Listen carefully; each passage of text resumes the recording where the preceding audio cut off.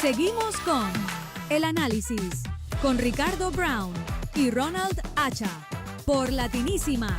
Aquí hablamos todos. Gracias por conectarse a este espacio. El Análisis, soy Ronald Acha, periodista, y junto conmigo el señor de la noticia, Ricardo Brown. Muchas gracias, Ronald, por esa exageración.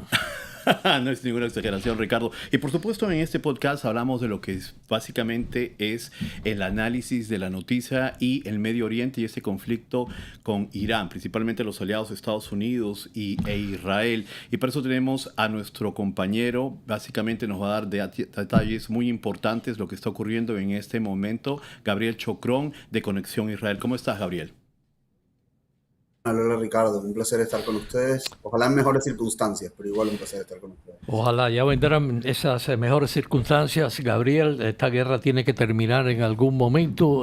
Por ahora, verdaderamente no se vislumbra que termine rápidamente. ¿Cómo lo ves tú? Que vives en Israel, tienes familia allí y estás en la línea de fuego, en el teatro de guerra con tu familia. Yo creo, Ricardo, que estamos ahora realmente en una guerra que el establishment israelí estableció, que no tiene un límite de tiempo, sino que está marcada por objetivos.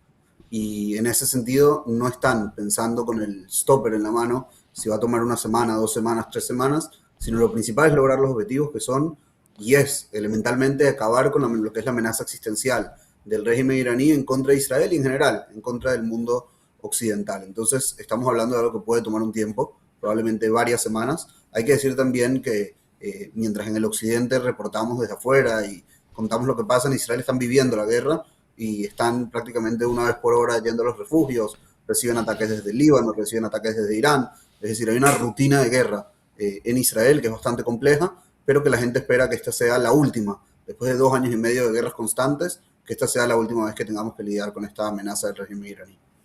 Y Gabriel, lo más importante de las personas es como tú manifiestas, que durante todo este tiempo que ha significado este conflicto con Irán, se habla de que Rusia está apoyando de una u otra manera con los objetivos. ¿Cómo tú ves la participación de los aliados de Irán frente a este conflicto que está ocurriendo en este momento en el Medio Oriente? Por lo que hemos visto hasta el momento, la participación de los aliados de Irán es bastante mínima. Es una participación tal vez a nivel de inteligencia, puede ser que estén colaborando, pero a nivel del involucramiento directo en la guerra, no estamos viendo un involucramiento real, explícito dentro de la guerra, tal vez porque comenzó la guerra ya con un golpe muy fuerte al régimen iraní, con la eliminación de Ali Khamenei, comenzaron Estados Unidos e Israel marcando el tono, y yo sospecho que los aliados de Irán no quieren apostarle ahora a un caballo perdedor, no quieren ahora poner todo su peso e involucrarse en algo que saben que está casi con totalidad perdido, casi con seguridad. Estamos viendo el abismo ya del régimen de Irán. Estamos viendo que está al borde del colapso, en su punto más bajo de los últimos 47 años. Entonces, no creo que van a tener un involucramiento tan activo dentro del conflicto. No creo que es algo que vamos a ver en esta guerra, sino más probable es que sigamos viendo a Irán intentando involucrar cada vez más países, intentando expandir el caos en la región, y es una lucha contra el tiempo de estar logrando los objetivos hasta el punto que realmente el precio que se está pagando por esta guerra sea demasiado alto como para seguir adelante. ¿Tú crees que va a haber un cambio de régimen en Teherán?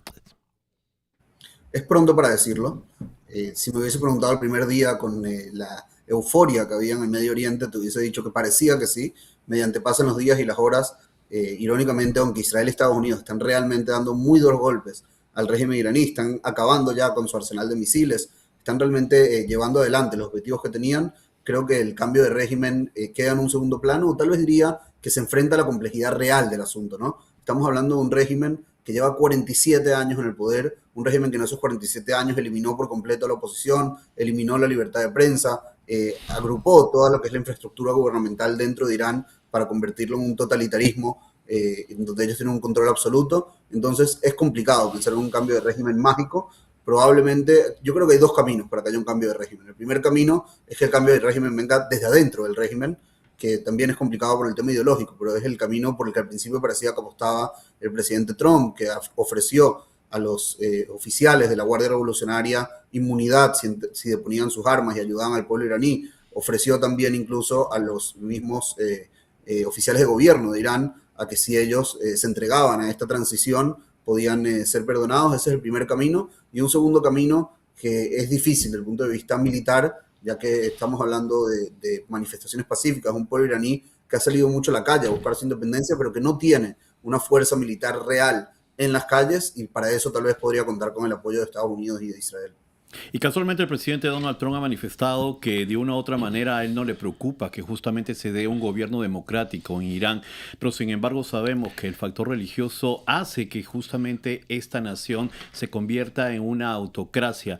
¿Cómo de una u otra manera, como tú manifiestas, han sido 47 años y sin embargo de todas maneras vuelven a lo mismo? Hemos visto que simplemente lo que ha ocurrido con otras naciones, que pese a los conflictos que pasan en el tiempo, todavía a pesar de las décadas, vamos a ver que de nuevo tiene la mira en Israel. ¿Cómo tú crees que de una u otra manera el presidente Donald Trump establecería de una manera diferente quizás de lo que ocurrió en Venezuela o lo que piensan hacer en Cuba allá en Irán?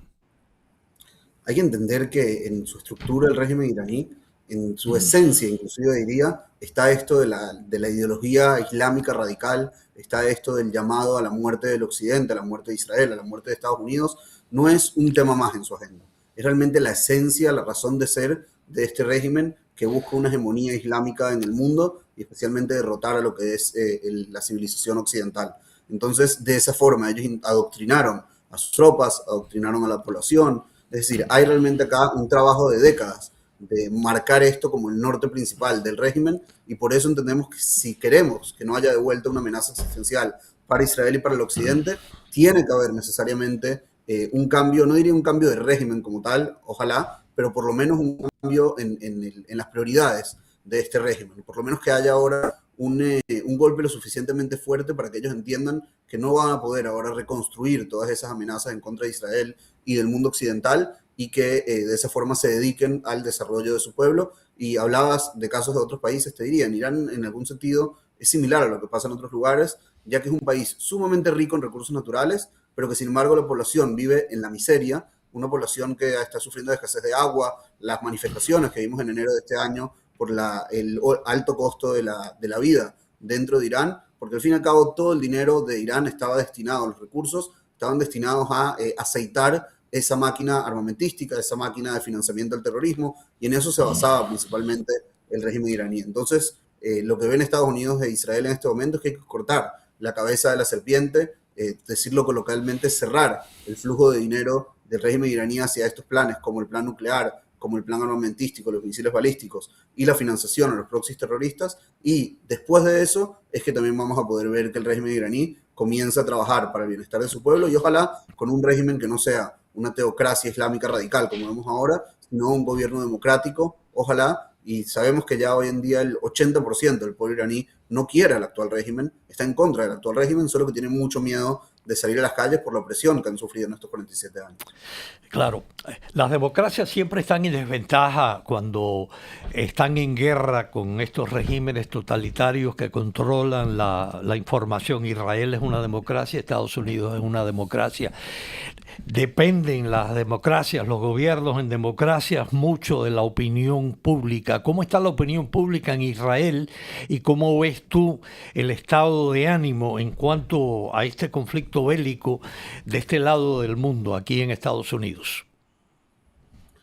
Respecto a Israel, podría decir que la población está muy unida en torno a la guerra, está convencida de que es lo correcto para hacer.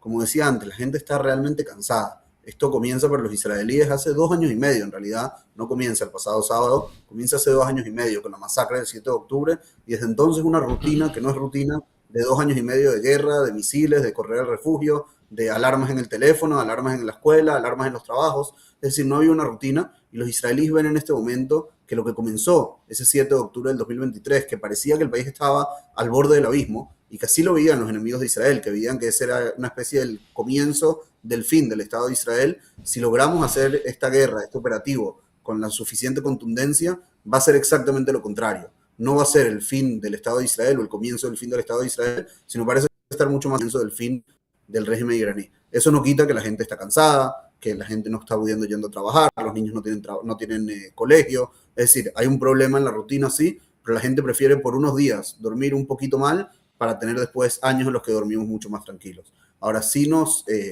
preocupa ver que en otros lugares del mundo no hay todavía el apoyo, no hay todavía el entendimiento de por qué este operativo. No entienden que la amenaza del régimen iraní es una amenaza real, es una amenaza que no es teórica, porque por ejemplo aquí en Estados Unidos mucho se habla de compararlo con Irak. Y bueno, en Irak también decían que tenían armas de destrucción masiva y nunca lo demostraron. Y acá no estamos hablando de si Irán tiene o no un arma nuclear, que nunca dijimos que Irán tiene un arma nuclear, sino que Irán estaba yendo hacia un arma nuclear. Pero ya con lo que tiene Irán hoy es una amenaza real para Israel, seguro, para todo el Medio Oriente, seguro, y además el rango de los misiles balísticos que tenía Irán llegaba a 2.000 millones de personas, a prácticamente todo Asia, África, la mitad de Europa, y son misiles balísticos que vimos en Israel. Un misil balístico que cayó en una ciudad a las afueras de Jerusalén, Bet Shemesh, destruyó un vecindario completo, asesinó a 9 personas, y sabemos que el régimen iraní estaba construyendo 8.000 misiles balísticos para el año 2027, que está a la vuelta de la esquina. Imagínense enfrentarnos a un régimen fanático como el iraní con 8.000 misiles balísticos en sus manos de acá a unos meses, y eso es una amenaza existencial real para el Estado de Israel y para toda la región. Gabriel, y casualmente lo que has dicho es un punto importante respecto a cómo tú ves que está reportando la prensa en cierta parte del hemisferio. O sea, manifiestan, habían hablado justamente que esos acuerdos antes, justamente 2 semanas de que empezara la diplomacia de una u otra manera a discutir con Donald Trump, y luego esa mañana del sábado deciden atacar. ¿Tú cómo ves que se está reportando? Mucha gente manifiesta que no le da la contundencia que debe ser, y como manifiestas 47 años de lucha, en junio pasado se hablaba de la posibilidad de que este ataque pues terminara, pero sin embargo siempre ha habido un constante conflicto. Realmente no me gusta dar notas a la prensa, pero si diría algo sobre la prensa, diría que es difícil. Es realmente complejo llegar del otro lado del mundo e intentar entender un conflicto que está muy alejado de lo que es nuestra mentalidad como civilización occidental. Y te quiero dar un ejemplo muy simple, Ronald, con esa pregunta, que no tiene que ver con Irán, sino que tiene que ver con uno de los principales aliados de Irán, para que entiendas a qué me refiero, y perdón si me extiendo. Nosotros cuando vemos, por ejemplo, en nuestra América Latina, alguien que sale a robar, alguien que va a cometer un crimen, nosotros entendemos que esa persona sale a robar por necesidad. No lo justificamos, pero lo entendemos. Ahora, cuando la gente veía el conflicto palestino-israelí, el conflicto entre Israel y los palestinos de la Franja de Gaza, muchas veces la prensa lo reportaba con esta misma visión occidental. Decía, bueno, los palestinos el 7 de octubre hicieron lo que están teniendo una mala vida, teniendo una mala calidad de vida, infraestructura que no era de buen nivel, etcétera, etcétera, y lo analizaban desde un prisma muy occidental. Ahora, nosotros vemos que, por ejemplo, es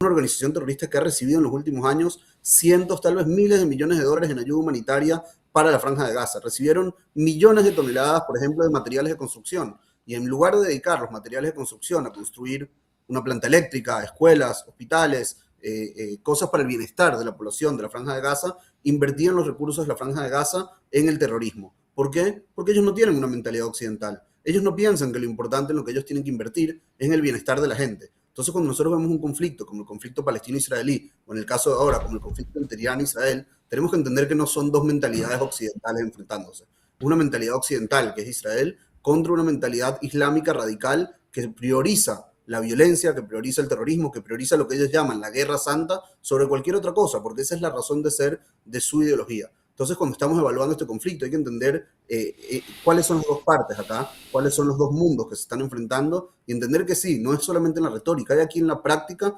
un lado que son las democracias occidentales que protegen las libertades, contra un lado que es una teocracia islámica radical que protege por encima de todo la hegemonía del Islam, que protege por encima de todo lo que ellos llaman la yihad, la guerra santa, y eso es lo que estamos enfrentando acá.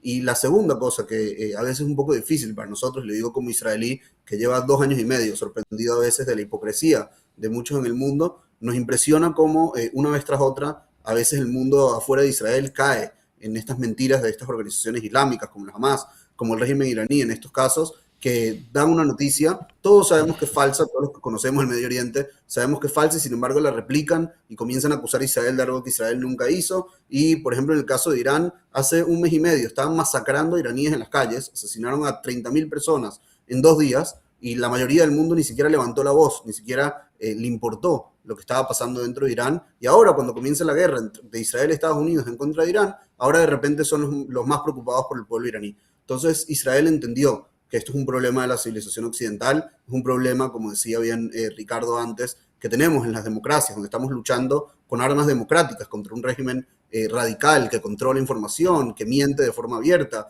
que no permite la libertad de prensa, y en ese sentido Israel, por un lado, va a hacer lo que sea necesario en la práctica para proteger a su población y va también a hacer lo que puede para mostrarle al mundo la realidad de lo que está ocurriendo en el Medio Oriente. Una de las razones por las cuales Hamas, que era o es un proxy de Irán, lanzó aquellos terribles ataques del 7, aquel fatídico 7 de octubre, fue para evitar que se normalizaran las relaciones diplomáticas y relaciones comerciales entre Israel y Arabia Saudí. Ahora estamos viendo que Irán ha atacado a algo así como 14 países, incluyendo países allí mismo en la zona del Golfo Pérsico.